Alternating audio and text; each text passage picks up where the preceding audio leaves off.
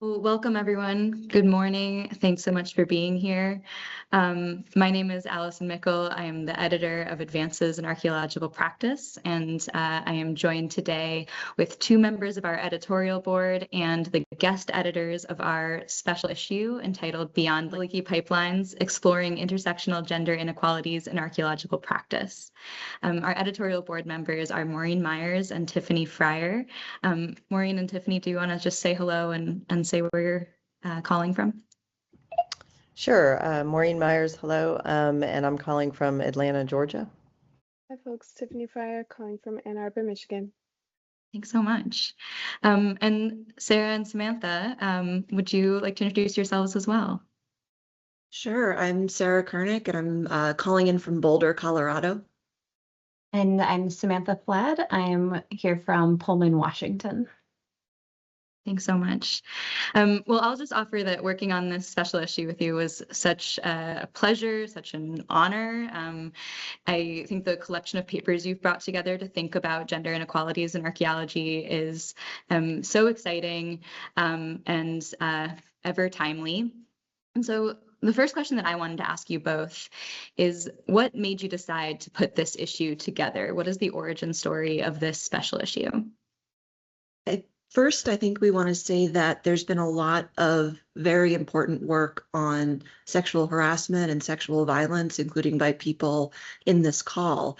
And we wanted to contribute to the conversation in part by focusing on some of the more subtle things, some of slights that might easily be dismissed, things that individually might not matter, but that when they sort of collect over a long period of time, they have really significant effects on individuals and the discipline. So this was really born out of collective frustration, I think, that Sam and I, as well as many of our graduate students, many of our colleagues, have had similar problematic experiences in the classroom, in the field, in the office, at conferences, and elsewhere. And we found that too often our ideas are devalued, our authority is questioned, and our contributions are essentially overlooked. So we wanted to do something to try and tackle this problem head on and to try to contribute personal solutions. Again, much like many of the other people on this call have done. I tend to tell people that this was our attempt to channel our feminist rage into a productive outlet, as opposed to just fuming and spinning. Yeah, and I think it's really productive. I think all the papers do a really excellent job of landing on some impactful interventions that can be made. So yeah, so thanks for sharing that. So I was wondering if you guys could talk a little bit more about this title, Beyond Leaky Pipelines, right? That invokes the metaphor, I guess, of leaky pipelines. And so I was hoping you could speak a little bit more to why it might be a problematic metaphor, which is where the direction of the volume seems to be going, how it might be reconceptualized, why our discipline in general might need better metaphors to speak about these issues. Well, I would start by saying that metaphors are important and they structure how we think about the world, and they also have policy implications for how we address problems. So the leaky pipeline metaphor is essentially a way of understanding a scientific career. And it's a series of stages, whether you are earning your BA, your master's, your PhD, being hired at a company, being tenured, earning other promotions. And the idea is that it's sort of this set, rigid path that we all sort of flow through. And it's a way of conceptualizing how people sort of get from the start to the end of their sort of career within their discipline. But what people have found is that not everyone who starts in the pipeline makes it to the end. So this is what it's meant by saying that the pipeline leaks. And what's been found is that it often leaks women, it often leaks members of the LGBTQIA community and others belonging to marginalized groups. And we think this metaphor is problematic for a couple of different reasons.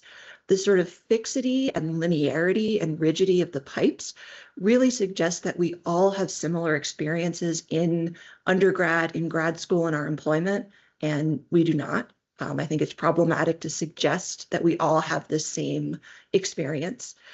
And perhaps most importantly, pipes are lifeless. They don't do much. They just they're these empty conduits that just funnel things. So for us, the real issue was that it's suggesting that nobody's really at fault. There's no active decisions going on, that leaks are sort of normal and natural. We're talking about gravity. What are you going to do about it? And that instead of substantive change, we just need to perhaps patch the leaks and make small changes, maybe try to increase input at the beginning of the pipe, or maybe try to force people to flow through more forcefully. And for us, those really didn't seem like good interventions. So we actually think that a garden metaphor makes a lot more sense as a way of conceptualizing individuals in the discipline.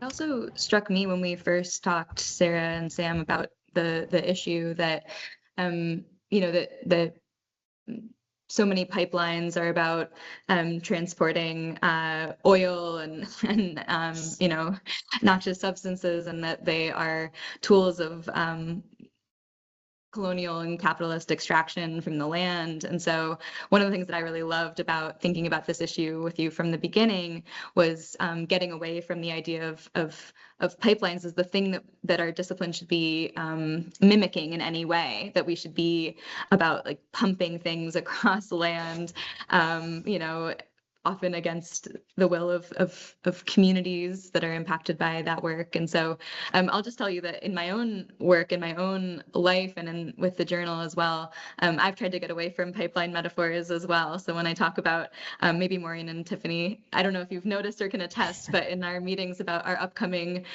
issues and articles for the journal, I've really taken a lot of what you consider in the issue to heart, and I've tried to think about the journal itself as a stream, or as something that is growing, things that are in development, things that are brewing, rather than thinking about our publication pipeline or thinking about my own publication pipeline. So thanks for challenging that concept as a whole, because I think that it applies to the field as a whole. And as you say, Sarah, metaphors matter, and so what we're trying to be like matters. And so, you offer us alternative ways of thinking about this that I think help us consider if what we're trying to do is to pump and generate, or if what we're trying to do is to grow and share and harvest. So I'm curious about how the field of archaeology gets defined. I think generally, and then also in some of this issue, it seems more aimed at looking at gender inequality in academia rather than CRM. And then I wondered, was that a result of the available research? So that's one of my questions. But I think related to this, I also wonder if the way that we as a field relegate CRM as secondary to academia in archaeology intensifies gender disparities. And I will also add that there's long research. Actually, one of the first surveys of women in archaeology was done in CRM, and it showed that women were finding CRM to be a more sustainable career choice than academia, and that was in the 1980s. And so I wonder if we see that still today. I absolutely think it's still something we need to be considering strongly.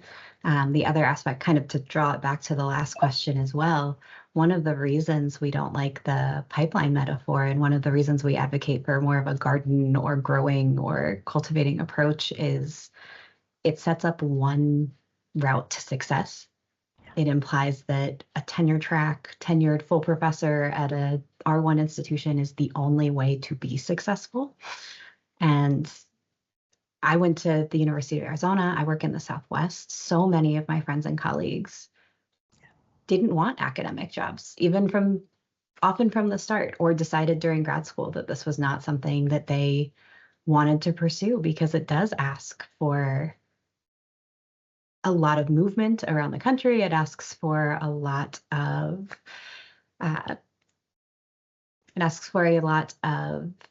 changing locations, changing priorities, working who knows what hours, all hours are possible. And that's just not something that everyone can do. And especially women have tended to be a little bit less mobile, because there are studies that show that women are more likely to value their partner's careers as much as their own, and to feel like moving a family across the country isn't feasible. So I do think we struggle from having it be more focused on academia. Certainly, both Sarah and I are coming out of academia. That's been our paths. And the available research is heavily on the side of academia. So it was what we had to draw from, but we did make a lot of efforts to try to make the recommendations in the final paper, make some of these ideas expand beyond that. And really, one of our main goals was to frame the fact that we shouldn't be assuming everyone is after the same thing, and that one mode of success is the only way to be a successful archaeologist, because it just isn't. Yeah, I very much appreciate that. And then personally too, I very much appreciate having done both of those career trajectories. Yeah, I think that's a great contribution of this volume. So. And going back to the language and the problems with the language, another issue with the leaky pipeline metaphor is the notion that if you somehow choose an alternative career path, you're a drip. And this is a very offensive suggestion. So people who might choose to work in the public sector, who might want to be reporters, or who knows what, this great variety of important things, are all classified as sort of drips and leaks, suggesting that there is one better end goal, and that's just not true. I think for me, that's where I love this this idea that you guys introduce, not solely of the garden, but of the watering can, right? And I think about how what our practices do enables us to nourish not only our disciplines, but also society widely, our own personal lives, and the lives of our communities. And I think that's such an important intervention. But it did have me thinking a little bit about the question of, or even the role of care and caregiving, and how that fits into your all's conception, right? I think on the one hand, we've seen a lot of great work recently where care can be a framework for cultivating a more equitable and thoughtful discipline. And on the other hand, of course, when we're speaking about issues of gender, care has this kind of touchy place, right? Where particularly caregiving has been the purview of non-men. It's been seen especially through the overtaxing, if we're thinking about academia, of things like mentorship and service responsibilities, right?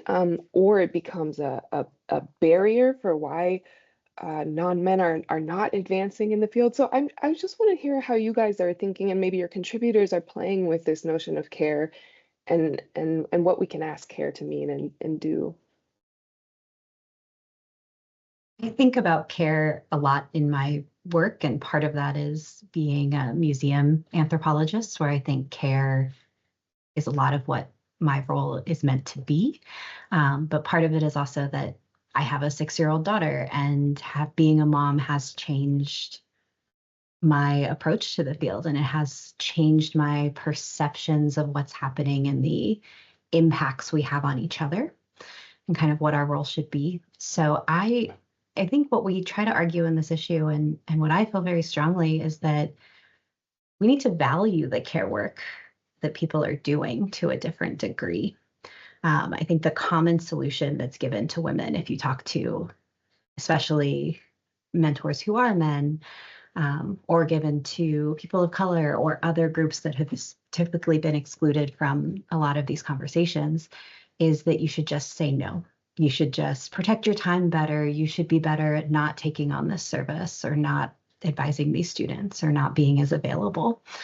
And I know for myself and Sarah and a lot of my colleagues, that's not really an option to us. That's why we do this, is to support people and be teachers and professors and mentors and all of these roles. So the idea of the answer that we should just say that mentoring doesn't matter and we should just stop doing it and protect our time individually has always really bothered me. Instead, I think we should be really considering how we can, as a discipline, value care and promote care and put systems into place where people are actually rewarded for the care work they do. And on the flip side, actually viewing lack of care or problematic behavior as a real problem and treating it as such. So as somebody who started working on gender inequality issues over 15 years ago now, I see that some things seem better, many seem the same, and I worry that some are getting worse. So are you hopeful for the future of gender equality in the field? I was more hopeful a year ago, which I think I can say on my behalf, not on representing any other organization. I do think we find some points of hope in the special issue and some of the work. Jessica McClellan's paper talks about household archaeology and does find that women and men are both being cited for this work. Scott Hudson's paper, his colleagues, does find that women are getting hired more often, even though there are still issues in terms of where that hiring disparity exists in PhD granting institutions. I think we also see it with kind of trends over time. So Kate Bishop's paper talks about SAA sessions, and yes, they're very problematic trends, but they are not, there is improvement over time, which I do think we should take note of. That being said, it's concerning that as the discipline changes, it seems to be changing in ways that do benefit mostly men. The co-authorship paper that was led by Sarah Oes does note that men are benefiting more from these large team papers. And at the end of the day, if you have 20 authors on a paper, the amount of work you have to put into that paper is going to be different than if you're writing it by yourself or in a group of two. Doesn't necessarily mean for everyone on the paper the work is different, but you're sometimes then getting honorary authorship. You're sometimes getting listed in a way that maybe other people aren't. And I find it very concerning that as the kind of system changes, as the game changes over time, it's still becoming a system that benefits men most strongly, and women, gender nonconforming, people of color, all of these other groups that have been excluded throughout the history of the field continue to be kind of marginalized in these ways. Thank you both so much for all of your reflections and insights. Again, the issue is just so wonderful to work on. As you say, there are a lot of moments of hope in the issue, and one of the contributions that I think is really exciting, as you were just sharing, Sam, is like I think that the papers do a really impressive job of sort of diving more deeply into questions that we've been raising for a long time, and thinking about not just authorship, but thinking about who co-authors and who's the lead author, and really thinking about what roles are really important, what roles are impactful in changing the future of the field. So I'm really excited about the potential to contribute to some real interventions in key places because of that. But I just have one last question for you, and that's who you hope reads this issue. Why should someone read this issue? And yeah, who's the audience that you really hope to have for this issue?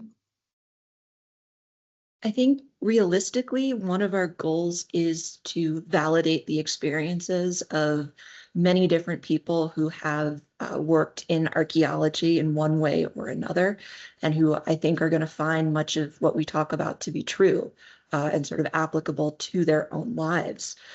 But we also are hoping to provide insight into what these things look like for people who have perhaps not had these experiences firsthand.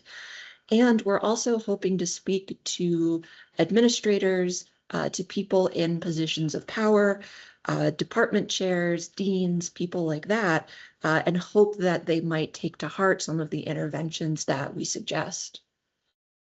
Yeah, our goal was really to be as useful and practical as we could with recommendations, and we understand that some of them are probably a little bit pie in the sky. Chances of them getting taken are unlikely, but at the very least, they make people stop and think about it a little bit more.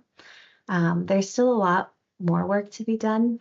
We were really happy to have Jocelyn Ponce's paper that really did get at a little bit more of the intersectional issues facing women in the global South, Guatemala in particular. We were really happy to have Sarah Semyonov's paper, which did address the field more broadly and look at the way people are experiencing fieldwork, experiencing archaeological work, not just in academic settings. So we are hopeful that a continuing expansion of this research in the direction that people like Laura Heath Stout have really done an amazing job most recently, and that all of you on this call, as Sarah noted at the beginning, are people we admire and whose work we really respect and utilized in different ways throughout this process to guide kind of how we wanted to approach these issues. So seeing more people care and take notice and think about the impacts, and then be able to say, oh, look, there's this data to back up what I'm telling you. That's really great. Thank you both for those reflections. I think, yeah, that emphasis on it being practical and applicable and available to everybody is really important. Advances, of course, is open access. And so just physically, it's available to people across a variety of sectors within academia and outside. And so I think it was really great to be able to publish it in Advances for that reason. I also am so glad that the journal has historically been a place for having these conversations, and that we don't define practice narrowly as methodology, but really think about how systems and structures and inequities impinge upon the scientific and research activities in lots of different ways. And so yeah, what a privilege to be able to continue the conversation with this really exciting issue. So thanks so much for your hard work. I'm really excited to see how it gets uptaken. I hope it is not too pie in the sky. I think there's lots of practical recommendations and lots of observations that are pretty immediately actionable. And so I'm really looking forward to seeing the impact that it has on the field as a whole. So thank you both so much. Thanks, Maureen and Tiffany, for your thoughts and questions and for being part of this conversation. And let's not end it here. Let's let this be the start of a bigger and broader conversation on this topic.